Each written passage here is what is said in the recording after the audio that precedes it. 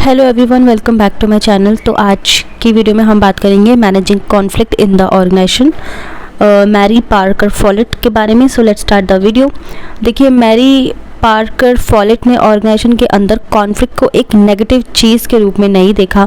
उन्होंने कहा कि कॉन्फ्लिक्ट नेचुरल होता है और अगर सही तरीके से हैंडल किया जाए तो ये ऑर्गेनाइजेशन के लिए बेनिफिशियल भी हो सकता है। देखिए, कॉन्फ्लिक्ट यानी कि जब भी कोई प्रॉब्लम होती है, कोई संघर्ष होता है, किसी भी तरीके की नेगेटिव चीज़ होती है तो लोग उससे भागते हैं। लेकिन फॉलेट यहाँ पे क्या कहती है कि अगर हम सही तरीके से कॉन्फ्लिक्ट को हैंडल करें तो सब ठीक हो सकता है।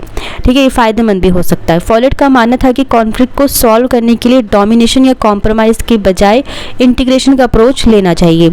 ठीक है, तो ये किन किन कॉन्सेप्ट्स पर बात करेंगे। सबसे पहले conflict as a positive force. Follett कहते हैं कि कॉन्फ्लिक्ट को अवॉइड करने के बजाय उससे समझना और मैनेज करना चाहिए। कॉन्फ्लिक्ट से नए आइडियाज़ और सॉल्यूशंस निकाल सकते हैं जो ऑर्गेनाइजेशन के लिए बेनिफिशियल होते हैं। अगर कॉन्फ्लिक्ट को सही तरीके से हैंडल किया जाए तो ये क्रिएटिविटी और इनोवेशन बढ़ा सकते हैं।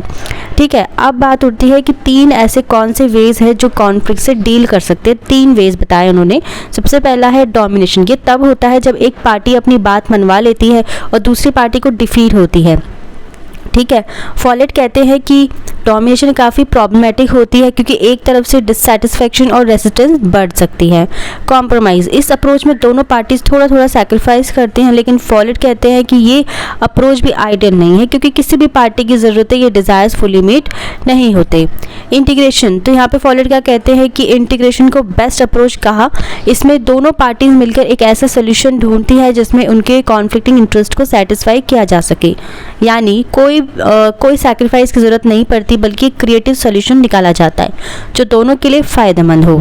Now creative conflict resolution. देखिए, फॉलेट का फोकस हमेशा क्रिएटिव सॉल्यूशंस पर होता था। उन्होंने कहा कि जब कॉन्फ्लिक्ट होता है तो हमें सोचना चाहिए कि कैसे हम दोनों तरफ के पर्सपेक्टिव्स को इंक्लूड करके एक नया सॉल्यूशन बना सकते हैं जो दोनों के लिए बेनिफिशियल हो।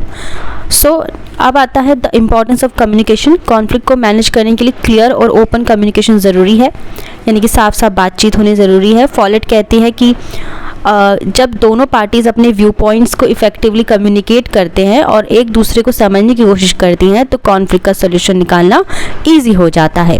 फिफ्थ है power with not power over.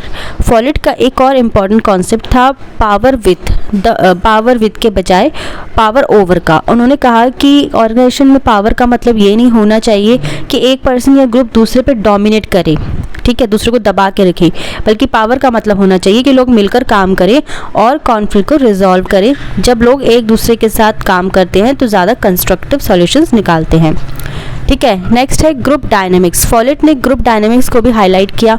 उन्होंने कहा कि ऑर्गेनाइजेशन के मेंबर्स के बीच के रिलेशनशिप्स, रोल्स और कम्युनिकेशन पैटर्न्स कॉन्फ्लिक्ट रिजोल्यूशन को अफेक्ट करते हैं। अगर ग्रुप में हेल्दी डायनामिक्स होंगे तो कॉन्फ्लिक्ट ज़्यादा इफेक्टिवली रिजॉल्व किए जा सकते हैं। अब बात होती है कॉन्फ्लिक्ट मैनेजमेंट का इम्पैक्ट ऑर्गेनाइजेशन पर किस तरीके से होता है। देखिए, फॉलेट के अप्रोचेस से ये समझ में आता है कि कॉन्फ्लिक्ट से डर कर नहीं बल्कि उसे क्रिएटिवली सॉल्व करना चाहिए। अगर ऑर्गेनाइजेशन में लोग कॉन्फ्लिक्ट को अच्छे से मैनेज करना सीख लें तो ऑर्गेनाइजेशन में टीम वर्क, प्रॉब्लम सॉल्विंग और इनोवेशन इम्प्रूव होते हैं। In short, Mary Parker Follett का कहना था कि कॉन्फ्लिक्ट से बचना नहीं चाहिए बल्कि उसे सही तरीके से हैंडल करके ऑर्गेनाइजेशन का डेवलपमेंट किया जा सकता है।